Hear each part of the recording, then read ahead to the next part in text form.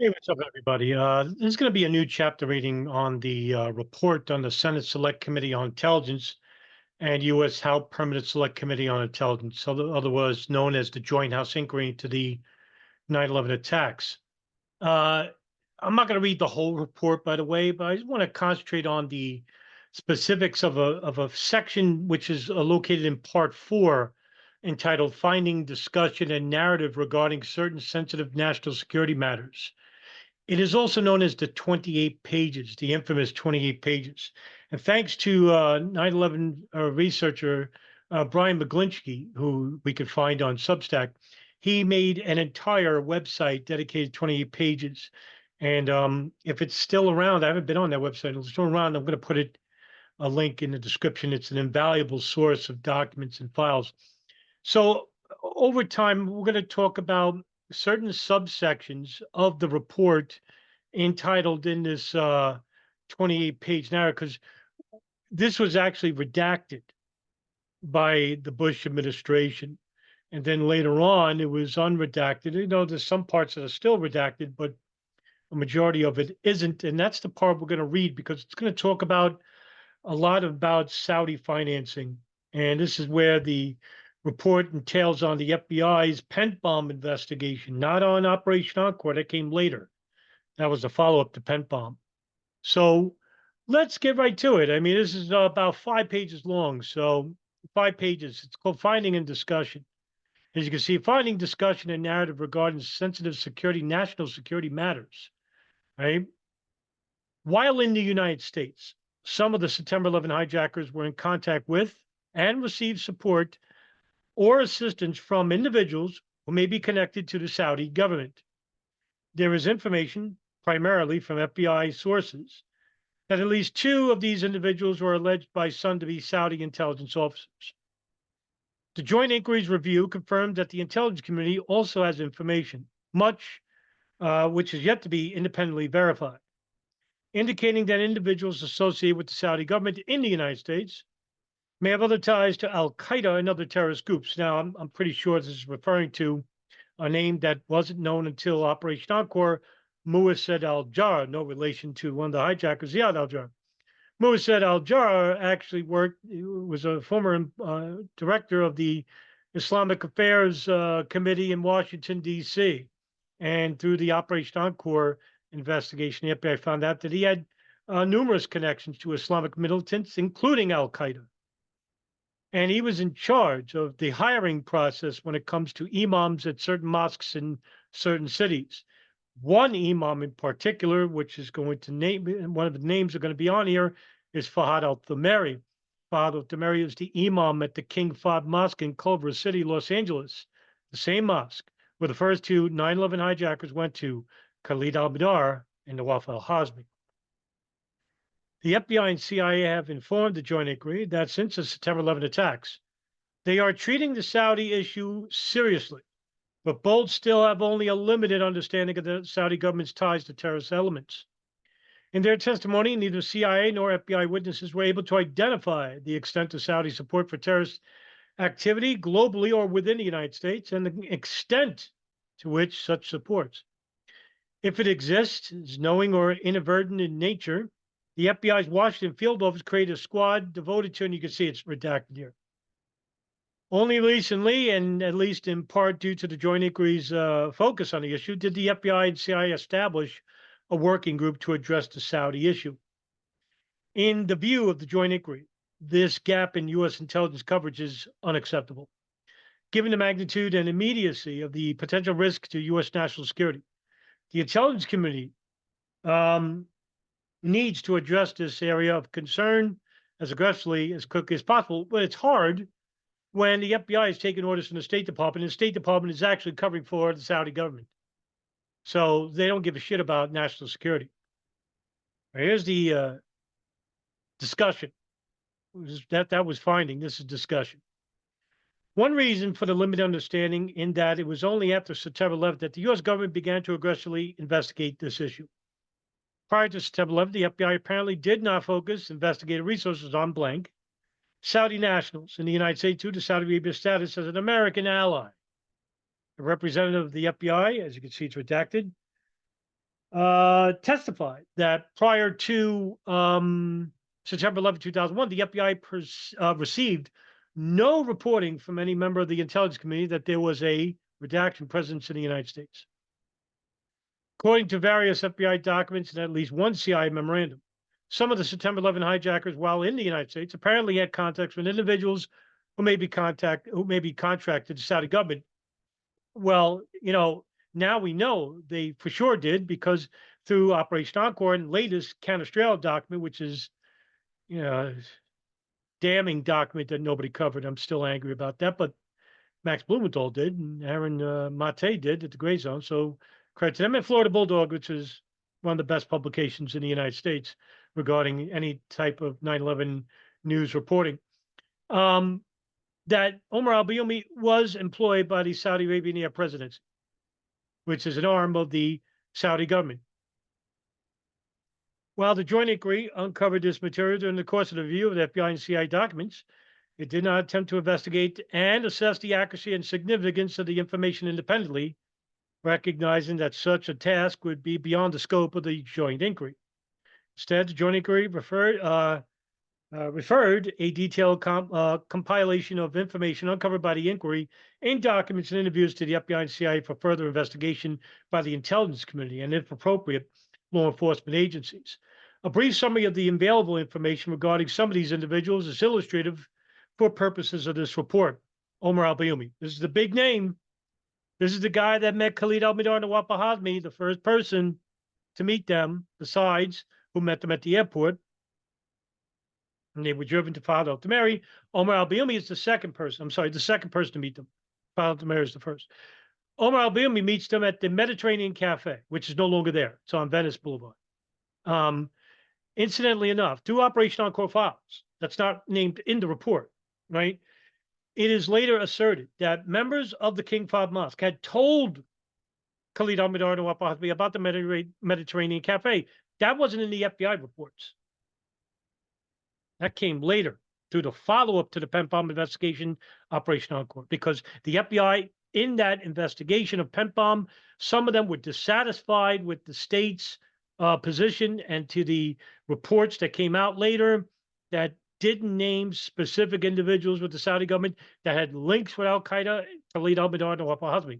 So these individuals, like Danny Gonzalez of Operation Encore, the FBI agent heading Operation Encore, he basically was part of a second investigation, which led to the unnaming of Mursid al-Jarrah, and from what we know, Omar al-Bayoumi, Fahd al-Tamari, and Anwar al-Awlaki, as well as Osama Basnan. These are all individuals with links either to terrorism or to the Saudi government or both. It's now a foregone conclusion. It wasn't when the report came out in 2004. It wasn't a foregone conclusion then, but it is now. It's because 20 years later, and we have new information. How about that 9/11 Truth Movement? So there you have it. New information comes out, reveals a conspiracy within the official narrative. Isn't that what you're about, 9/11 Truth Movement? Why haven't you been reading this? Why hasn't anybody been reading this? Showing it to the public. Omar al-Bayoumi. The FBI has received numerous reports from individuals in the Muslim community dating back to 1999, alleging that Omar al-Bayoumi may be a Saudi intelligence officer. FBI files suggest that al-Bayoumi provided substantial assistance to hijackers Khalid al-Mihdhar and Nawaf al-Hazmi. Both of those men would go on to hijack American Airlines Flight 77, allegedly, after they arrived in San Diego in February 2000. Al-Bayoumi met the hijackers at a public place, that was the Mediterranean Cafe, shortly after his meeting with an individual to the Saudi consulate, and there are indications in the files that his encounter with the hijackers may not have been accidental. Omar al-Bayoumi was with an associate, Kaysan bin Dan. This is in the PENPOM report and Operation Encore, but in the PENPOM report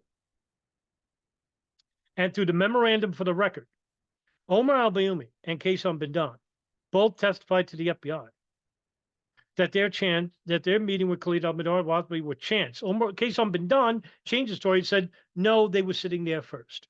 And then came al-Bayoumi. But al-Bayoumi said that him and Kaysan bin Don went to an earlier restaurant, didn't sell halal meat, went over to the Mediterranean Cafe, and they sat down first, and then walked in Khalid al-Mihdhar and Wafa Hasbi. Okay, here's the thing. Who did al-Bayoumi meet before he went to the restaurant? Well, through the Operation Encore files, we know it's Fahad al-Tamari because Kaysan bin Don told the FBI that he did. So there you have it. Okay, so he's meeting Fahad al-Tamari. Fahad al-Tamari is the first person to meet Khalid al-Mihdhar and Wafa Hasbi. Did al-Mihdhar and al-Hasbi tell Fahad al-Tamari where to meet them? How could they do that if they've never been in the United States? Well, the people in the mosque told al-Mihdhar and al-Hasbi about that restaurant. Is it possible that al-Mihdhar and al-Hasbi met with Fahad al-Tamari later and told them to meet, let's meet with Omar al-Bayoumi at the Mediterranean Cafe? Or did Fahad al-Tamari refer al-Mihdhar and al-Hasbi to the Mediterranean Cafe to meet al-Bayoumi? Anyway, we don't know. But what we do know is that Omar al-Bayoumi had met with Fahad al-Tamari on the morning of, what is it, February 1st. That's where they meet at the Mediterranean Cafe. February 1st of 2000. Okay, the first 3 weeks, according to the 9/11 Commission report, Roger Dieter Snell, a senior staff member of the 9/11 Commission, basically said they had no idea where the hijackers stayed. Yet, Operation Encore later uncovered that the hotel that they were staying in was rented by none other than Fahad al-Tamari, Imam of the Kickball Mosque. He had rented out a number of these condos, these studios. And that's where the 2 hijackers stayed. And then they went to meet al-Bayoumi, and al-Bayoumi told them about San Diego. And that's where they got the apartment. During this time frame, al-Bayoumi had extensive contact with the Saudi government, establishments in the United States, and received financial support from a Saudi company affiliated with the Saudi Ministry of Defense. He's a ghost employee at Dala Avco, which, by the way, was used by none other than Osama bin Laden. Thank you, Operation Encore. And I covered this in my Operation Encore videos. Please watch those. According to FBI files, at the temporary, as the company said, that al-Bayoumi received a monthly salary, even though there was only on one occasion. That's because he was a ghost employee. In other words, he was on record as working there, but he never really worked there. He may show up once in a while, just show his face, but he never really worked there. So support increased substantially in April of 2000.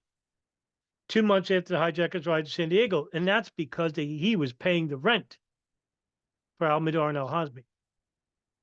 He signed the rental agreement because they couldn't speak English, helped them open a bank account, which was referred to by none other than Virginia Imam Anwar al-Awlaki, the same al-Awlaki who was drone strike under the Obama administration. And not only that, he killed his son as well with a drone strike in Yemen.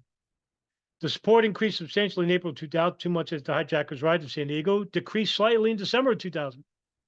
Stayed at the same level until August of 2001. By the way, August 2001, what did he do?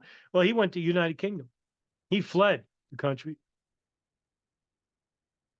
That company respectively had ties to Osama bin Laden and Al-Qaeda. Like I said, Dal Avco. In addition, the FBI determined that al-Bayoumi was in contact with several individuals under the FBI investigation and with the Holy Land Foundation, which was under investigation by the FBI for ties to terrorism inside the United States or funding terrorism, which had been under investigation as fundraising front for Hamas. Osama Basnan is a real creepy character. Basnan may have been in contact with al-Mihdhar and al-Hasbi. Thanks to Operation Encore, yes, he was. According to a FBI source that's not named in Operation Encore, he met with Basnan, and Basnan said he knew most of the hijackers. He knew where they trained at.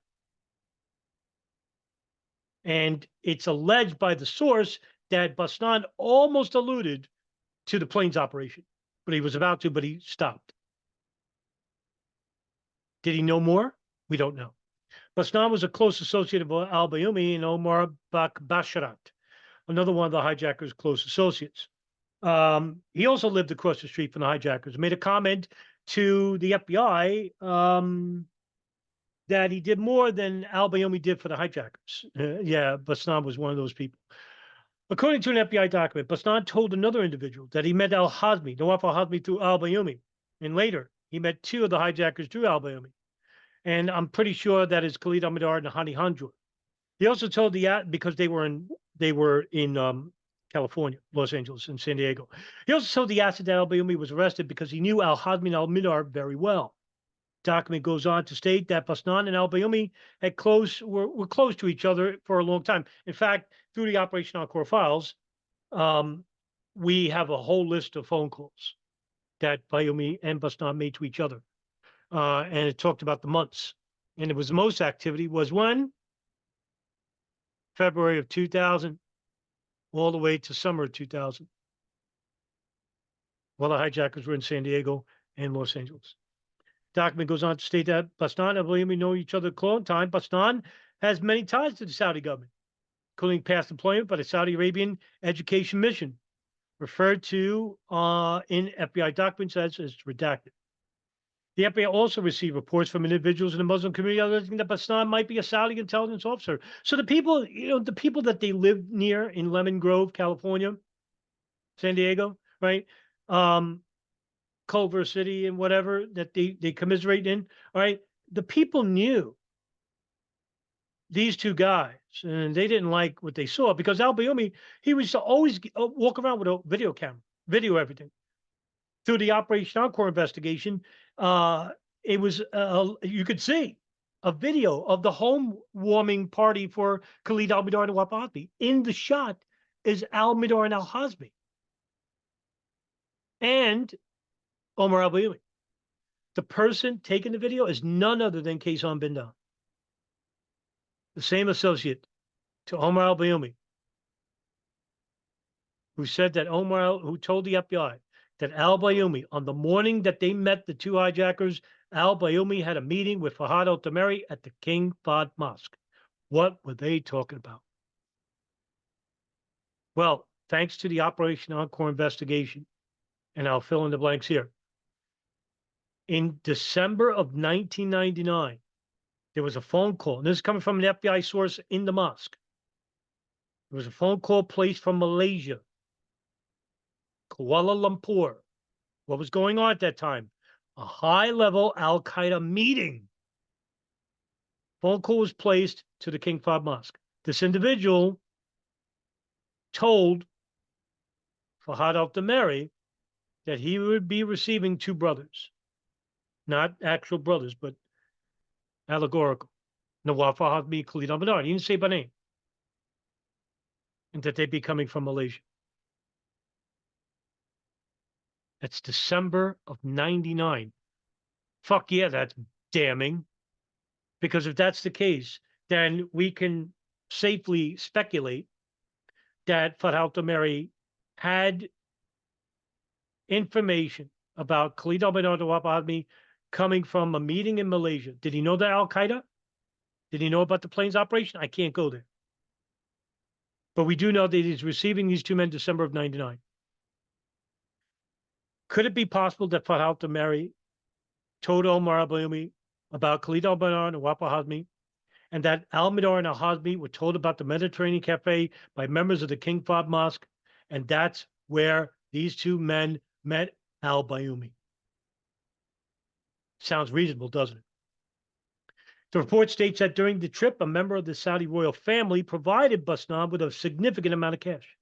FBI information indicates that Basnan is an extremist and supporter of Osama bin Laden and has been contacted to the Etrian Islamic Jihad and the blind Sheikh Omar Abdul Rahman of Gamma Islamiyah, a radical cleric located in Cairo, Egypt, who basically was arrested and given a life sentence for his role in the Landmarks plot. Sheikh al-Tamari, Sheikh Fahad al-Tamari. According to FBI documents and a CIA memorandum, al-Hazmi and al-Mihdhar may have been in contact with Sheikh al-Tamari, no longer alleged. They met with him. An accredited diplomat at the Saudi consulate in Los Angeles who was given that job by Muassad al-Jarrah. And one of the imams at the King Fahd Mosque, I forgot the name of the other imam, and I barely ever say his name too, so forgive me. There were two that were hired by Musa al-Jar. Also, according to FBI documents, the mosque was built in 1998 from funding provided by the Saudi Arabian's Crown Prince Abdulaziz. The mosque is reportedly attended by members of the Saudi consulate in Los Angeles and is widely recognized for its anti-Western views. It was only known that because Musa al-Jar was a noted extremist working in Washington, D.C., as head of all the Islamic affairs in the United States, is basically hiring nothing but Wahhabi scholars to lead these mosques, to radicalize their youth. You can see that why do we keep Saudi Arabia as an ally? Well, that's because, money talks. Salah al-Hussein, this is the other guy. The other guy that's that's really important here. In September of 2001, Salah al-Hussein, reportedly a Saudi Interior Ministry official, stayed at the same hotel in Herndon, Virginia, where Nawaf al-Hazmi was staying at. Isn't that something? All these Saudi operatives staying in the same residences or nearby some of these 9/11 hijackers. Sounds familiar? Just like with the Gerald Shea memorandum series I'm reading you, all these Israeli art students and Israeli movers were staying in the same areas as the 9/11 hijackers. There's no coincidence here. All right, come on. Really, this is all one big, oh, well, it's just some coincidence. Well, I guess I'm a coincidence theorist. While Hussein claimed that September 11th not to know the hijackers, FBI believed he was being deceptive. He was able to depart the United States to buy the FBI efforts to locate and re-interview him. And by the way, there's a funny story. The FBI, one of them was a woman, actually interviewed Salah Hussein in his hotel room in Herndon, Virginia, and he faked being faint. He fainted, but he wasn't unconscious. When he was asked about seeing Nawaf al-Hazmi in the vestibule of the hotel, Hussein, then the FBI agents leave. Hussein calls the Saudi consulate in Washington, D.C., and Hussein leaves the country. How about that one? Abdullah bin Laden. Abdullah bin Laden claims to work for the Saudi embassy in Washington, D.C. as an administrative officer. He is identified by the FBI as Osama bin Laden's half-brother. He is a close friend of Mohammed Qadir Hanarami, a possible associate of Mohammed Atta and Marwan al-Sheh prior to September 11th, 2001. The joint inquiry also found other indications that individuals connected to the Saudi government have ties to terrorist networks, including the CIA and FBI have notified the Ibn Taymiyyah Mosque in Culver City as a site of extremist-related activity. Several subjects of FBI investigation prior to September 11th had close connections to the mosque and are believed to have laundered money through this mosque to nonprofit organizations overseas affiliated with Osama bin Laden. In an interview, an FBI agent said he believed that Saudi government money was being laundered through this mosque. Another Saudi national with close ties to the Saudi royal family, redacted, is the subject of FBI counterterrorism investigations and reportedly was checking security at the United States southwest border in 1999 and discussed the possibility of infiltrating individuals inside the United States. Isn't this something? I've been telling ad nauseum for a lot of my videos, stricter security measures. Where are the FAA and INS, right? How do you get in the fucking country legally, right? Airport, through the border. No. Did they make stricter security measures for the FAA, knowing that we have radical militants inside the country training at flight schools? No. Did we have stricter security measures along the border, south of the border, through Immigration Naturalization Service, knowing that there is a fast-track operation program called the Visa Express program that allow for Saudi residents, where most of these Saudi 9/11 muscle hijackers come from? Did we make any type of strict security measures? Of course not. We don't want to offend our strong ally in the Middle East because they provide us with billions and billions of dollars. Can't lose that. This is the reason why the Biden administration and the Trump administration and the Obama administration and the Bush administration, and no matter what administration is, they're going to sell out. And if they could do it to 9/11 victims' families, what do you think they could do to the rest of us? According to FBI documents, several of the phone numbers found in the phone book of Abu Zubaydah, the first Al Qaeda operative, who later, in 2006, the CIA, through the military tribunal, would later admit that Abu Zubaydah was not part of Al Qaeda. Too late, we tortured the living shit out of him. But Abu Zubaydah did provide one thing of value, was that he pointed out Khalid Sheikh Mohammed as Mukhtar to none other than Ali Soufan of the FBI. But Abu Zubaydah was tortured brutally. He's a forever detainee. In other words, there's no evidence for him to do any type of terrorism, but he's too dangerous. What does that even mean? Well, thanks to the Bush administration White House counsel in November 2001, they made a memorandum where anybody who is captured and detained as a enemy combatant, which was supposed to be labeled by the Department of Justice, is now labeled by the President of the United States, thanks to John Yoo and David Attenborough, and Alberto Gonzalez, real fucking criminals, these people. They created legislation, laws, where they sidestepped the Geneva Convention for foreign enemy combatants. In other words, we could try these people in a military tribunal without ever seeing the evidence, without them ever seeing the evidence, without knowing the charges, and held indefinitely. That's Abu Zubaydah's story. And that's why Guantanamo Bay needs to be shut down forever. Abu Zubaydah needs to be freed. What crime did he commit?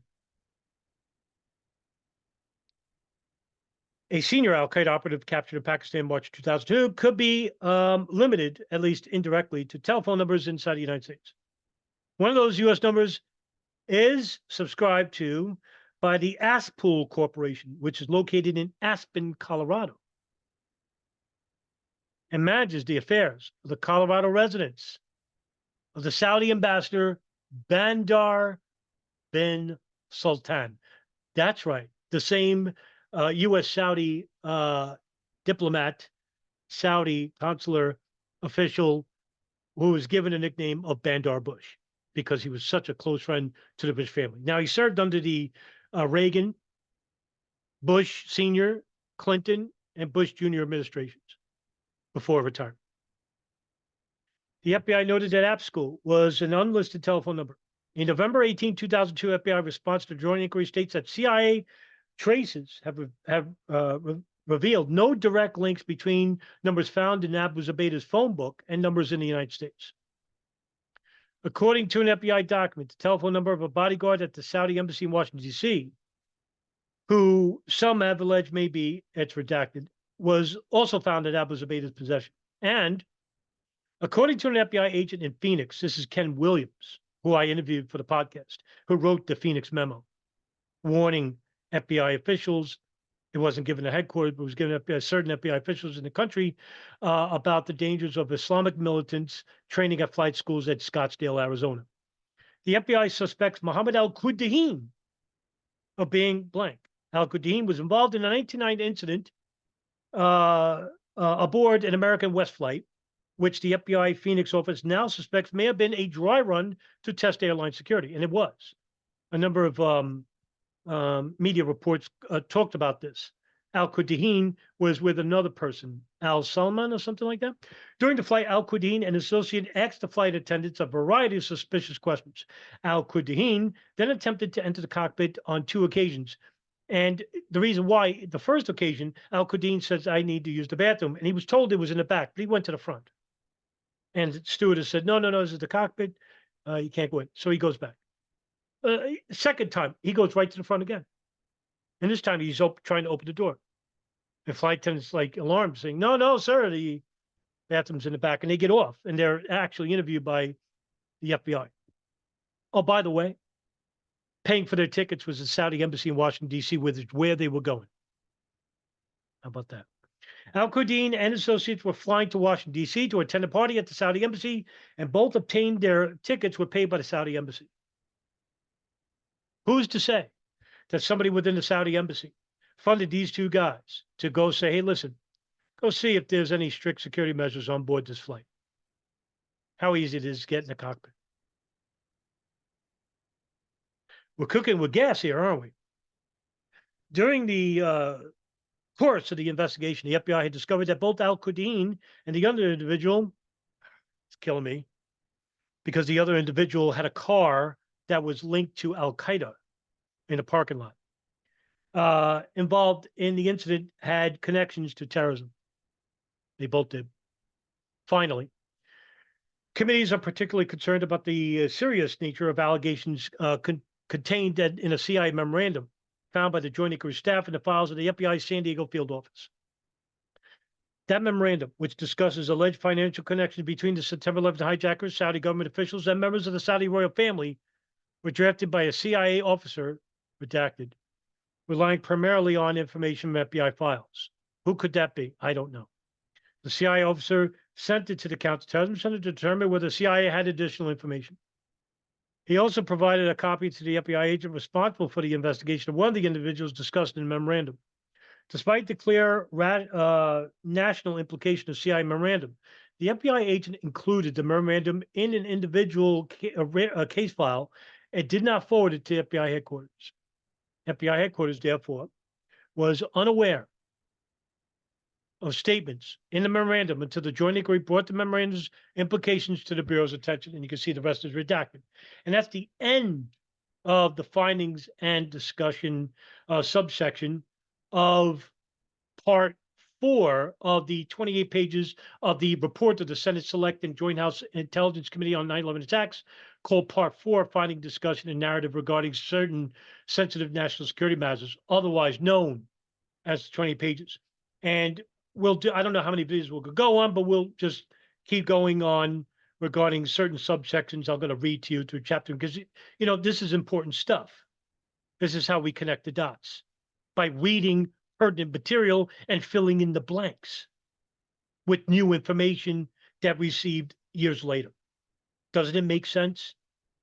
I think it does. Hey, listen, thanks for tuning in. I'll see you in the next video. Take care, everybody.